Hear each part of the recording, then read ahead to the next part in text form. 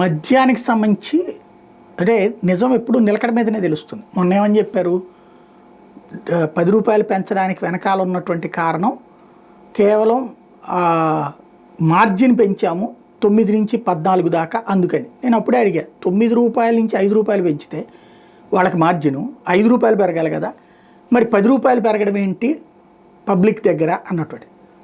ఇప్పుడు ప్రభుత్వమే చెప్తోంది మద్యం ధర పెంపు మీద వైకాపా దుష్ప్రచారం చేస్తుంది. ఏ బాటిల్ పైన అయినా పెంచింది 10 రూపాయలే, అయితే ప్రభుత్వానికి 100 కోట్ల నుంచి 150 కోట్ల ఆదాయం. మరి వ్యాపారస్తుడికి మార్జిన్ లాభం పెంచడం కోసం రేట్లు పెంచితే ప్రభుత్వానికి లాభం ఎందుకు వస్తుంది అంటే, వ్యాపారస్తుడికి 5 రూపాయలు పెంచి ప్రభుత్వంకి 5 రూపాయలు తింటోంది. ఇంతకుముందు ధరలు తగ్గిస్తామని ఎన్నికల్లో హామీ ఇచ్చి వచ్చారు. కరెంటు ధరలు తగ్గిస్తామన్నారు, కరెంటు ధరలు పెరిగినాయి. అదేమంటే వ్యవస్థను చిన్నాభిన్నం చేశాడని చెప్తారు. అంతకుముందు అదే మొక్క చెప్పారు.